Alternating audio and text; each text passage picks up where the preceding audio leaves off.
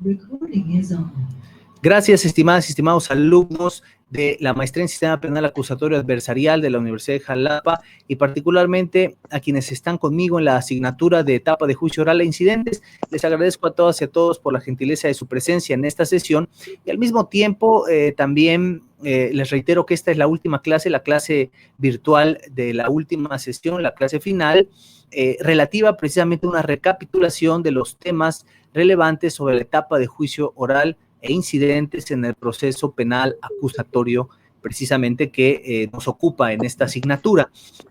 Vamos a hacer una recapitulación general de los puntos y los elementos que se han advertido y cómo, derivado de esta cátedra, pues ya pudimos adquirir el conocimiento necesario para poder desahogar audiencias en esta etapa de juicio oral y por supuesto que en medio de todo ello, lo que representa el ofrecimiento de las pruebas correspondientes y los incidentes que pudieran surgir, los alegatos correspondientes y bueno, en un momento dado también se pudieron generar algunas visiones relativas a las técnicas de litigación oral, por supuesto, y la argumentación jurídica dentro de la teoría del caso. Entonces vamos a hacer esta recapitulación general y recordamos que en un inicio tuvimos a bien darnos cuenta de cuál fue el impacto que tuvieron las dos grandes reformas en México que permearon el sistema de justicia penal que se encuentra vigente precisamente en la actualidad. Tenemos la reforma del 18 de junio de 2008 y tenemos la reforma del 6 y 10 de junio de 2011. Estas dos reformas indudablemente construyeron un nuevo paradigma de acceso y tutela efectiva de los derechos humanos, pero también mejoraron el sistema penal que teníamos, transitando de uno de corte inquisitivo mixto a uno de corte acusatorio más garantista, más proteccionista. Y bueno, pues esto indudablemente generó un gran avance. Platicábamos y nos queda muy claro que las transiciones de estos dos grandes cambios en nuestro país, de los más trascendentes en los últimos años, pues discreparon notoriamente en sus etapas de implementación, lo que dificultó la comprensión de estos paradigmas en el mismo contexto de justicia penal. Esto es que la reforma del 18 de junio de 2008 entró precisamente para una vacatio legis, un vacío legislativo de 8 años en 2008, y la reforma de derechos humanos entró hasta 2011. Entonces, empezamos a entender que el proteccionismo de derechos humanos que debía imperar en la justicia penal, pues también estaba revestido de una nueva estructura jurídica que debía aplicar y acoplarse adecuadamente a ese de por sí ya novedoso paradigma de justicia penal desde 2008. Entonces, esto generó que en algún momento de las vertientes de estas dos ramas, derechos humanos y derecho penal, procesal penal, se comenzaron a bifurcar y los penalistas, los estudiosos del derecho procesal penal, pues estaban un poco exentos de todos estos paradigmas de derechos humanos y los estudiosos de los derechos humanos también estudiando esta parte de manera aislada, poco intervenían en este rubro. Así se empezaron a gestar esas dos reformas. Más adelante se recompone y nos damos cuenta que en realidad, si bien eran reformas distintas, si bien se dieron en fechas distintas, estaban hermanadas por su naturaleza y eran un binomio inseparable. Luego entonces empezamos de esta fusión a darnos cuenta que había que ponderar figuras tales como el control difuso, convencional y constitucional, la interpretación conforme como figuras de rango constitucional. Teníamos que empezar a ponderar no solamente la normatividad vigente y aplicable, las leyes de ejecución, las leyes para prevenir y erradicar la tortura, las leyes para un acceso a una vida libre de violencia de las mujeres y todo lo que conocíamos. Bueno, además de todo eso, había que empezar a ponderar criterios jurisprudenciales locales, criterios jurisprudenciales federales, protocolos de actuación. Y entonces empezamos a visualizar la gran responsabilidad que representaba, por supuesto,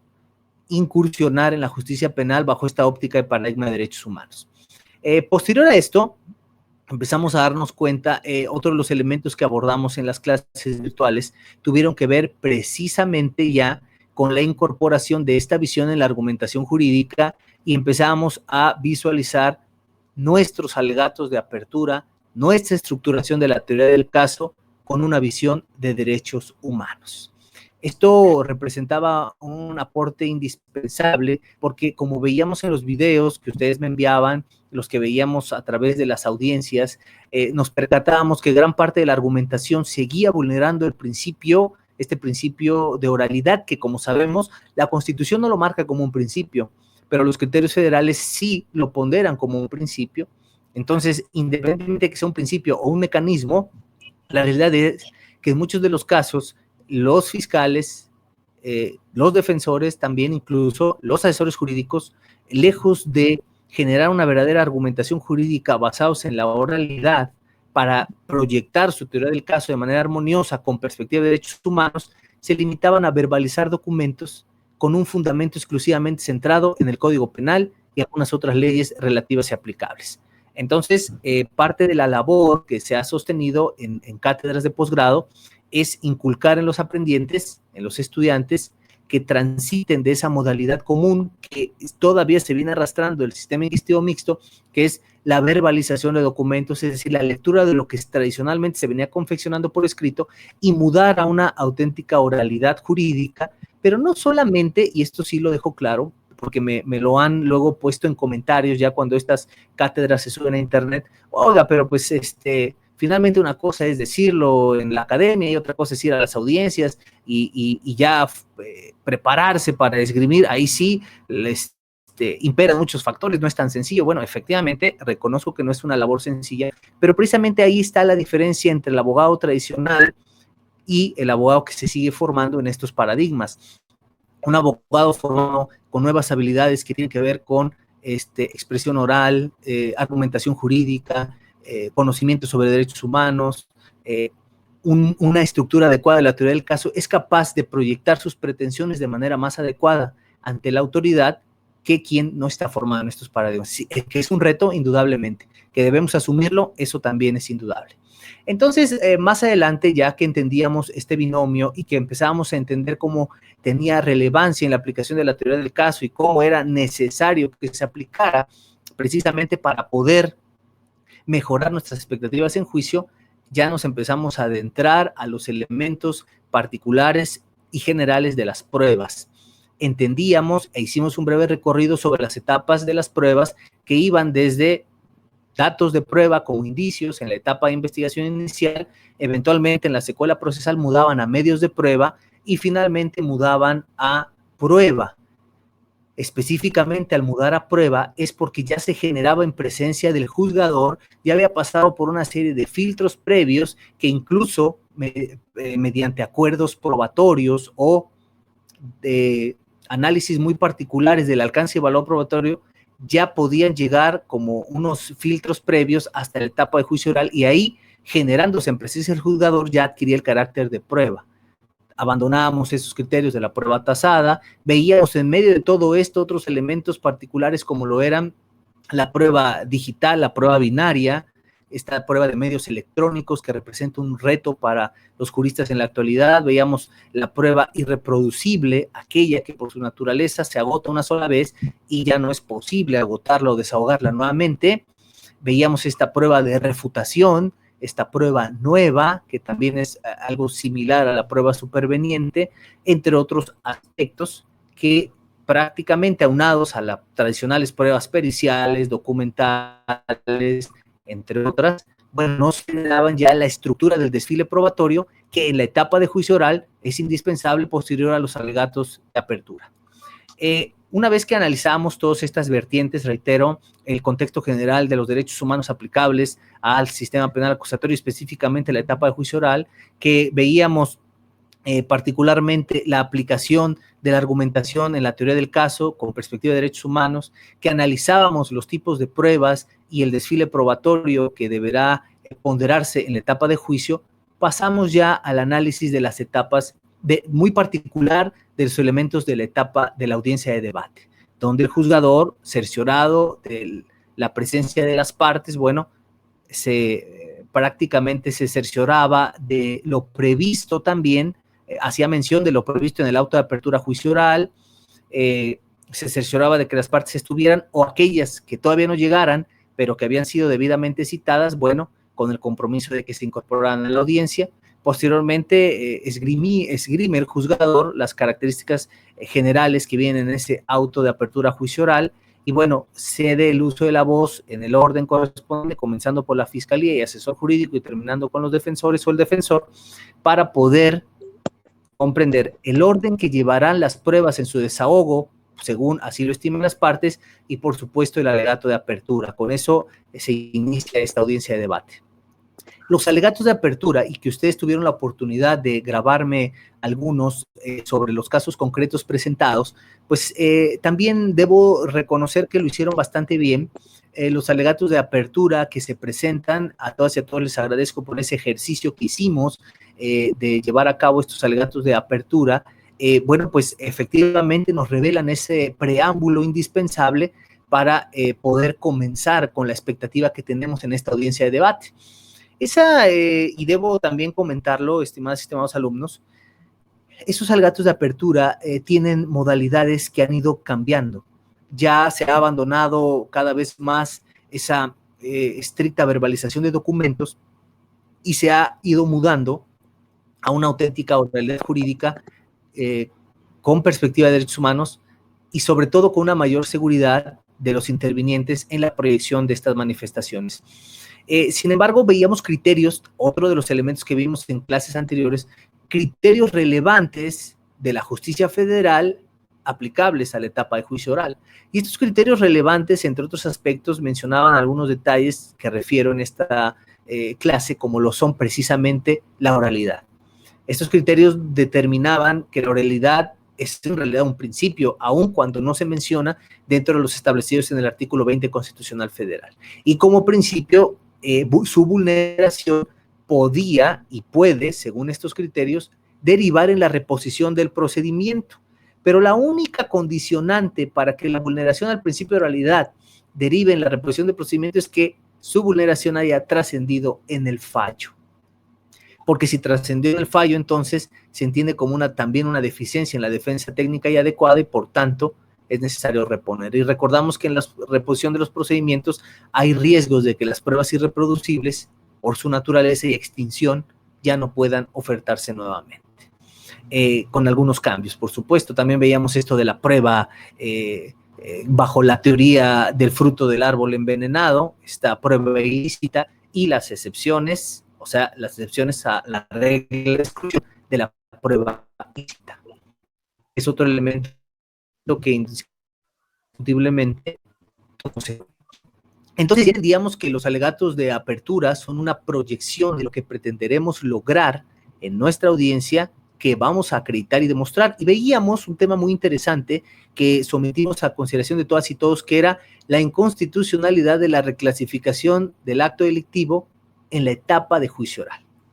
Veíamos que precisamente esta reclasificación jurídica del acto delictivo podía darse en las etapas desde el auto de vinculación a cargo del juzgador, donde el juzgador en el auto de vinculación podría hacer una reclasificación distinta a la propuesta por el fiscal en su imputación. Posteriormente, el propio fiscal en su escrito de acusación podría reclasificar también nuevamente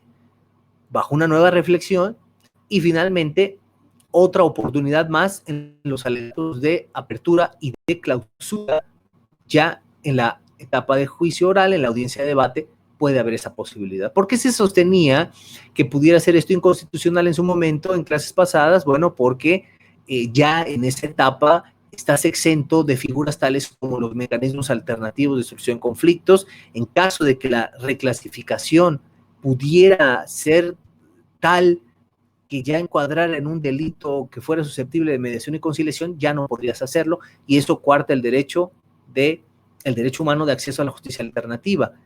Una salida alterna como lo es el procedimiento abreviado, que bajo una reclasificación pudiera ser una opción atractiva para el acusado y el defensor poder hacer una mejor negociación con el fiscal. Bueno, pues ya esto también está proscrito, porque después del auto de apertura a juicio oral, esas figuras ya no se pueden sostener. Aunado a que podría también derivar en la vulneración al principio indubio pro reo, o sea, cuando hay duda, favorecer al reo, y no el principio indubio pro ministerio público. En caso de duda, pues entonces mejor reclasifica porque no te alcanzó para hacer una nueva clasificación. sostener la clasificación que venías proponiendo. Entonces, derivado de estos razonamientos, veíamos lo que representa la reclasificación jurídica del acto delictivo en esta etapa de juicio oral. Posteriormente, estimados alumnos, también íbamos aterrizando sobre este desfile probatorio, veíamos lo que representaba el interrogatorio, el contrainterrogatorio, la posibilidad que se tiene también de poder generar técnicas de litigación, refrescos de memoria, la naturaleza de las preguntas directas, abiertas, cerradas, no insidiosas, sugestivas para los casos en testigos hostiles, entre otros rubros que van representando una sustancia importante en ese desarrollo de la audiencia de debate. Posteriormente veíamos también, y bueno, ustedes tendrán un ejercicio relativo a ello, de este famoso alegato ya de clausura. El alegato de clausura es una recapitulación de lo que logramos acreditar, de lo que logramos demostrar, de la postura que tenemos para fijar e incluso como última oportunidad y posibilidad que se pueda hacer ya si el fiscal a esas alturas se da cuenta que todo lo vertido en ese desfile probatorio, todo lo argumentado a través de los alegatos de apertura y todo lo que derivó de esa audiencia de debate no es suficiente o considera que no será posible para encuadrar el acto al hecho delictivo aplicable al código, bueno, que corresponda, bueno, entonces puede reclasificar. Y entonces, dependiendo de la naturaleza de la reclasificación, la oportunidad a la contraparte de imponerse de ello y suspender la audiencia y reanudarla. Reanudarla con posterioridad que no podrá rebasar el 11º día. Si se reanuda posterior al 11º día, es decir, del 11º en adelante, entonces sabemos que se entiende interrumpida y por tanto al vulnerar el principio de continuidad y concentración, pues deberá nuevamente reponerse la audiencia desde el principio con un juez nuevo y todo lo actuado será nulo. Entonces, de esa manera se centra, posteriormente viene ya la deliberación y el fallo. En esa deliberación, interesantemente, puede haber un receso de hasta 24 horas para deliberar y se emite el fallo que puede ser condenatorio o absolutorio. Si ese fallo es absolutorio, bueno, podrá haber una prórroga para la redacción textual de la sentencia hasta por 5 días. Y si no, bueno, tendrá dentro de los 5 días, en caso de ser condenatoria, fijarse esa audiencia para individualización de la pena y, por supuesto, también reparación del daño. Y de esta manera, bueno, y en medio de todo esto, la presentación de los incidentes, que en caso de que hubiera la interposición de un incidente, como ustedes lo pudieron ver en las audiencias que vimos en clase, bueno, si hubiera la interposición de un incidente, por su naturaleza, deberá resolverse en ese momento por el juzgador, pero si por la naturaleza del incidente deba proveerse a la contraparte para efectos de que esté en condiciones también de manifestar lo que corresponda, se podrá suspender la audiencia y reanudar para resolver lo conducente de este incidente, siempre y cuando, reitero, no se rebasen también estos 10 días que marca el código. Entonces, de esta manera, de este panorama general, vemos que ahí se cierra particularmente esta etapa de juicio oral y específicamente esta audiencia de debate, donde pueden, incluso veíamos incidente de nulidad de acusaciones, podría haber incidente de reposición de autos, podría haber incidente de nulidad de notificaciones, entre muchos otros, que partíamos de la idea de los incidentes nominados e innominados. Nominados aquellos que están específicamente descritos, como el incidente de competencia, por ejemplo. También este incidente de excepciones, cuando para efectos de que se considere que el juzgador pudiera tener alguna relación directa, bueno, puede haber una excusa y dentro de estas excusas, bueno, plantear una causa de impedimento para conocer y por tanto turnar el asunto a un juez distinto y eso puede ser mediante incidente. Entonces veíamos que hay incidentes que están debidamente reconocidos en el código y son nominados, pero hay otros que son innominados y que por su naturaleza se sobreentiende que se deberán ventilar por cuerda separada, siguen la suerte del principal y cuya estructura se presentará de manera oral o escrita, pero siendo oral en presencia del juzgador, bueno, deberá llevar las partes que conocemos, toda esta personalidad, el fundamento que aún, recordemos que impera el principio de amici factum y dire ius, dame los hechos y yo te daré el derecho. Yo le invoco al juzgador la pretensión y él podrá subsanar la deficiencia en la fundamentación que yo haga, a menos que la contraparte específicamente me pida una aclaración respecto del fundamento de ese incidente que estoy pretendiendo interponer. Entonces, estos incidentes llevan la estructura de ese proemio,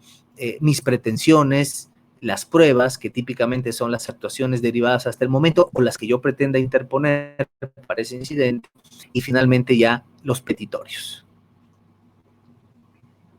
Entonces, nos damos cuenta que hay un entretejido bastante amplio en toda esta etapa de juicio que representa la cúspide prácticamente del proceso, el punto medular cuya finalización deriva ya en el fallo correspondiente y con la expectativa de las pretensiones tanto del fiscal como de la defensa. En medio de todo esto también veíamos en clases anteriores la relevancia que tiene el papel del asesor jurídico, que en caso de que el asesor jurídico no estuviera llevando a cabo un papel adecuado, vulnera derechos humanos, la defensa técnica y adecuada, y que en caso de no contar con uno o contando con uno no interviene en lo absoluto,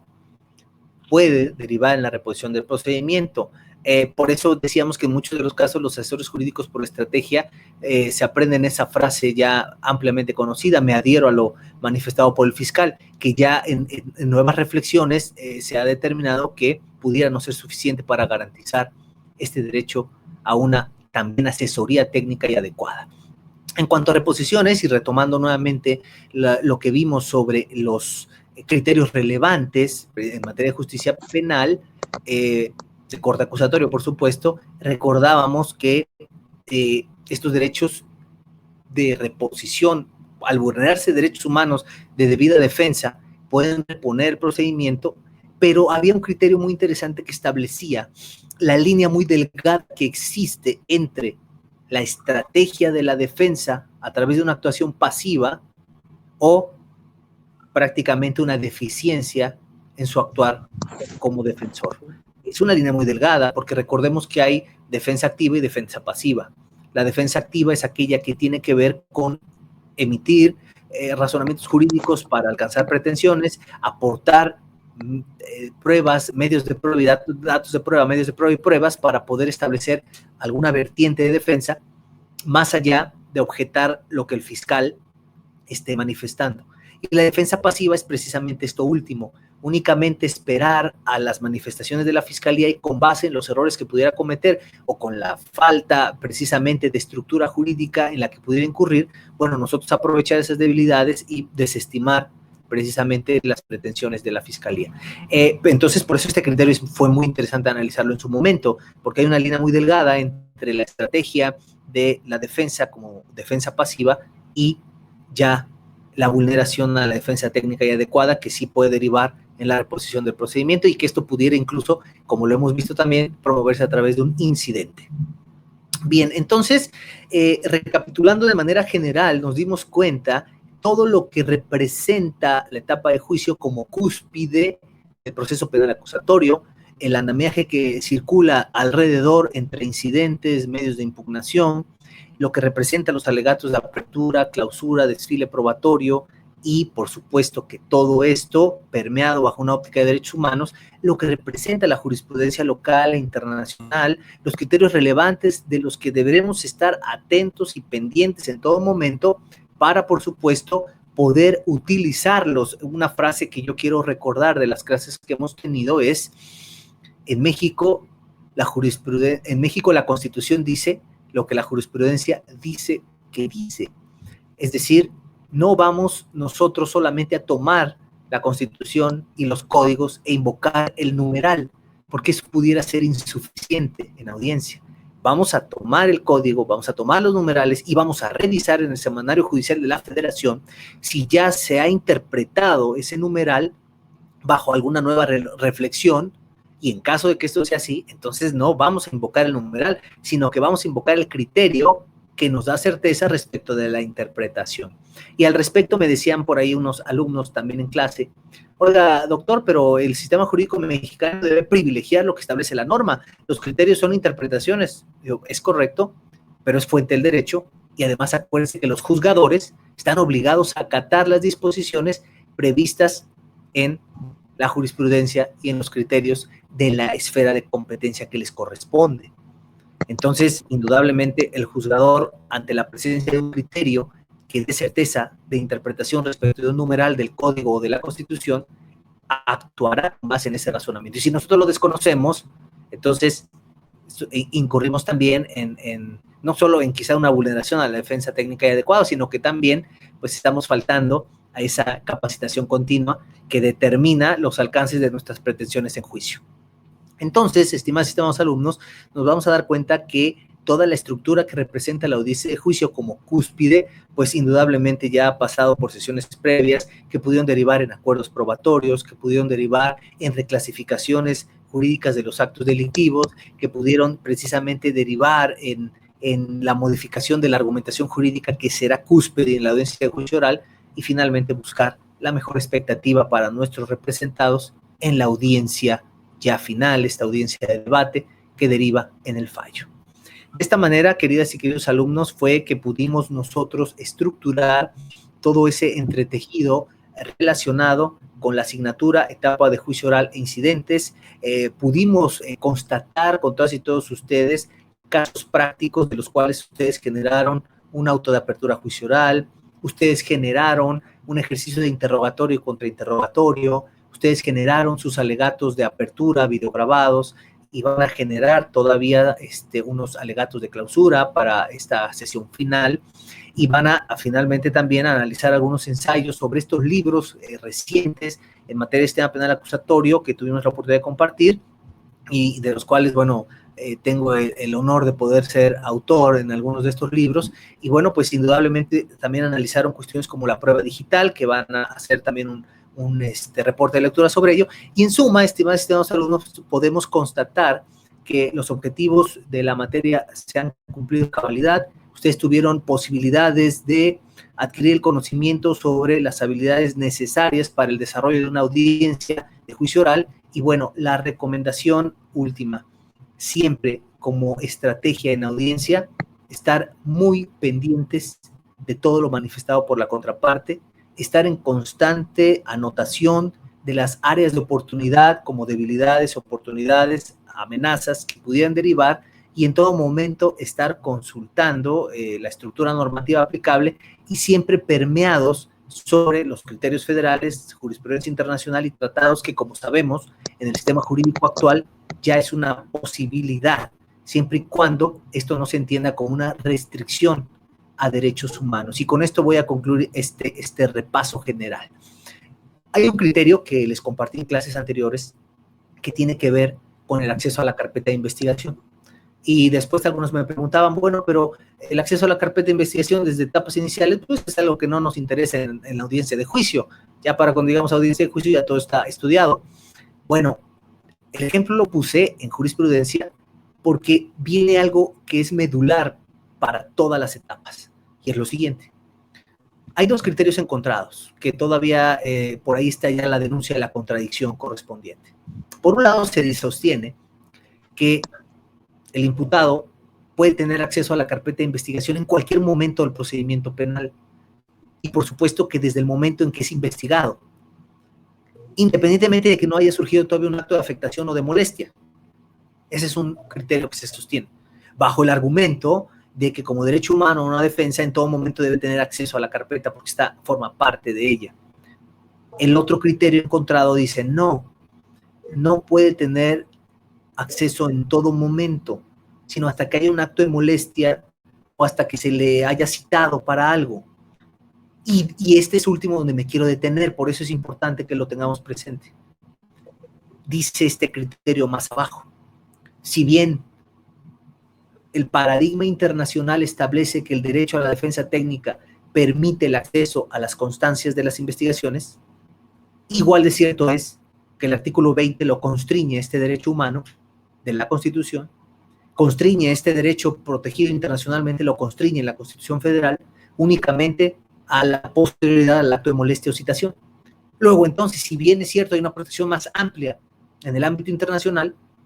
en la Constitución se entiende este 20 constitucional como una restricción. Por tanto, según la contradicción de tesis 293 de 2011, hay que acatar las restricciones. Entonces, este criterio lo compartíamos y que aplica para, si bien se centra en el acceso a la carpeta de investigación, aplica para todas las etapas, porque debemos recordar que aún si nuestra argumentación se centra en una protección más amplia de orden internacional, lamentablemente esta contradicción de tesis 293 y posteriores que van en el mismo sentido han determinado fehacientemente que las restricciones a derechos humanos previstas en la Constitución deberán ponderarse aún si hay una protección más amplia en el orden federal. Entonces, lamentablemente, en algunos casos tendremos, y siempre la recomendación, y con esto cierro esta intervención, la recomendación, estimadas y estimados alumnos, hagamos litigio estratégico. Que haya criterios firmemente establecidos, indudablemente se van a buscar acatar y respetar, pero eso no obsta de que estos cambien más adelante bajo una nueva reflexión. Esto no obsta de que nosotros, precisamente bajo el impulso de medios de impugnación, como el juicio de amparo, extraordinarios, como el juicio de amparo, podamos nosotros buscar nuevos criterios, podamos buscar que se desestimen razonamientos previos y una protección más amplia de derechos humanos. De hecho, se espera que más adelante estas contradicciones que privilegian restricciones a derechos humanos eventualmente se extingan bajo el impulso procesal constante de las y los involucrados en los juicios del orden criminal. Entonces, bueno, ya de esta manera he hecho toda una semblanza, una recapitulación general de todo lo que pudimos advertir, de todo lo que se pudo adquirir como conocimiento en esta cátedra.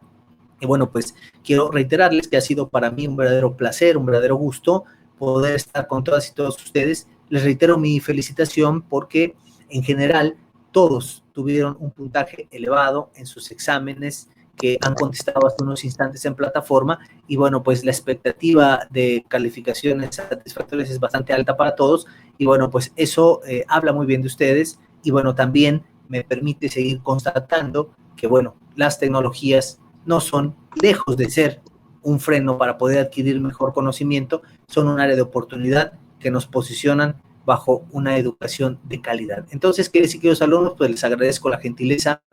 de su atención. Me despido con esta clase última, pero antes aperturo el micrófono por si alguno de ustedes tiene algún comentario, punto de vista, opinión, alguna duda que quisiera externar para cerrar precisamente esta cátedra, esta asignatura, y bueno, pues eventualmente proveerles de sus calificaciones.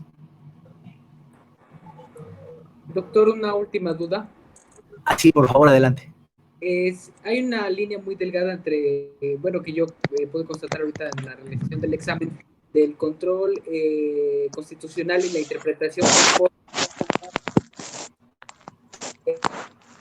Hay muchos textos que se refieren a esto, pero sí quisiera tener su punto de vista porque usted abunda mucho y tiene muchos textos relacionados con este, por favor. Fantástico, fantástico, Rodolfo Donaldo Vázquez Moreno. Gracias por la pregunta, porque además quiero comentarles que esa fue, según la estadística que reveló el examen, bueno, el examen revela los porcentajes de las preguntas que tuvieron mayor incidencia de error de factor común, y precisamente fueron estas que comenta su compañero. Antes de contestar la pregunta, les quiero recordar que quienes hayan tenido calificaciones en sus exámenes, voy a aplicar el redondeo de esos 200 puntos, de esos 200 puntos que vale el examen, porque, bueno, vamos a redondear en ese momento el porcentaje, independientemente de que eso después, acoplado a su porcentaje acumulado, pueda también ser susceptible de redondeo. Entonces, bueno, eso les da una expectativa de alcanzar precisamente el máximo puntaje. Pero respondiendo a la pregunta, su compañero decía acertadamente: control difuso, convencional y constitucional y la interpretación conforme. Tienen factores comunes todos, y a veces de la lectura de sus definiciones o conceptos, que no nos interesa tanto aprendernos los conceptos, nos interesa aplicarlos ya en los casos concretos, pero para poderlos aplicar a casos concretos debemos entender a qué se refiere. Y para eso me centro rápidamente en tres aspectos. ¿Cuáles son los tipos de control que existen en nuestro país? Es evidentemente el control difuso y el control concentrado. Tenemos el control constitucional y el control convencional,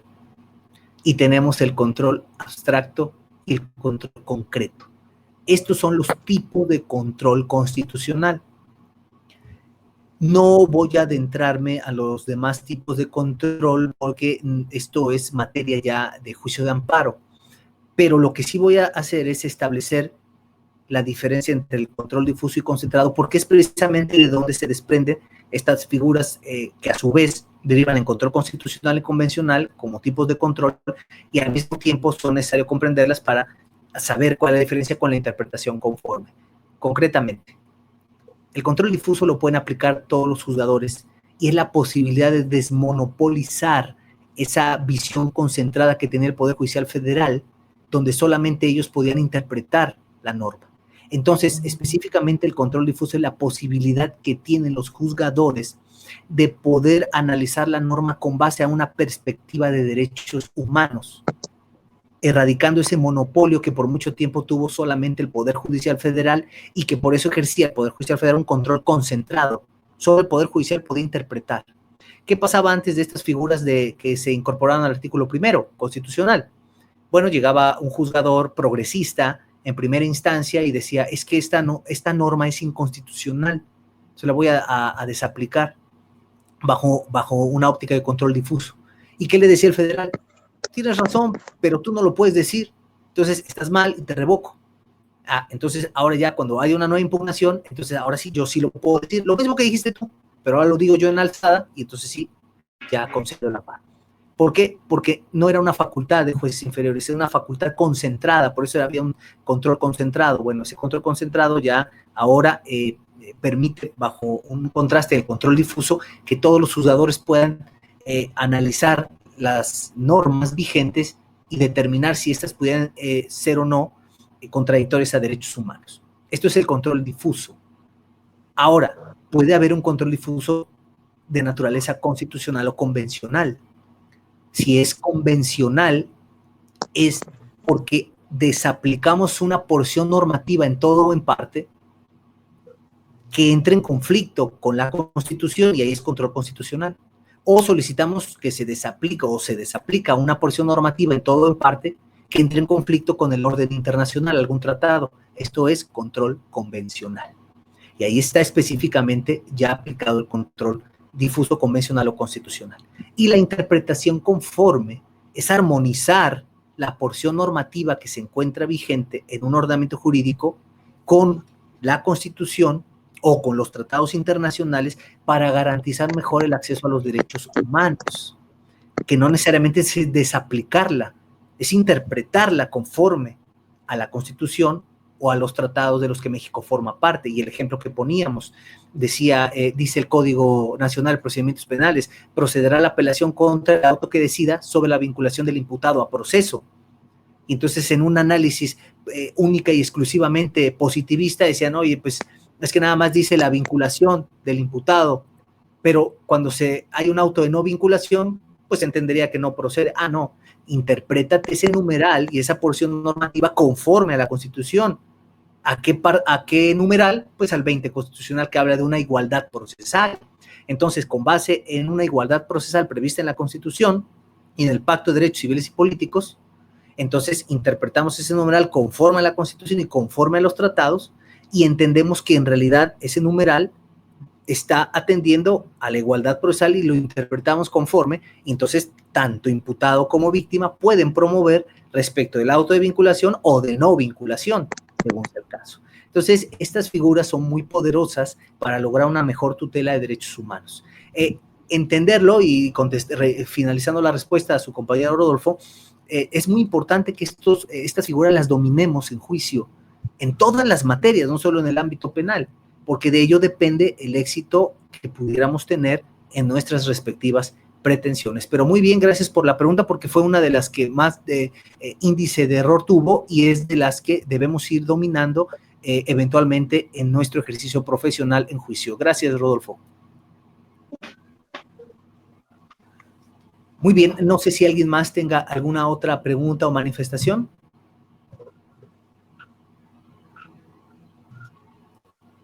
Muy bien, estimadas y estimados alumnos, pues quiero reiterarles mi agradecimiento a todas y a todos por la gentileza de su atención, por la gentileza también de su asistencia a estas clases virtuales. A todas y a todos les agradezco porque siempre estuvieron muy puntuales, siempre ingresaron en tiempo y forma, han enviado sus trabajos con las exigencias correspondientes y les recuerdo que ya está habilitado una integración parcial de su porcentaje. Quienes quieran saber hasta este momento cuántos puntos llevan, pueden ver ese archivo en la plataforma donde ahí está claramente establecido cuánto llevan hasta este momento. Voy a actualizarla en aproximadamente un momento más. Voy a actualizar esa tabla de porcentajes para ya incorporar lo que obtuvieron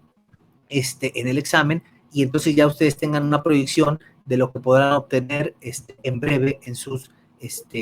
como calificación integrada. Como quiera, yo voy a seguir a la orden de todas y todos ustedes. Les reitero mi agradecimiento por su asistencia a estas clases virtuales. Yo soy su amigo, servidor, catedrático, doctor Carlos Antonio Vázquez Azuara, y no nos despedimos. Seguimos en contacto a través de plataforma. Que tengan todos una excelente semana.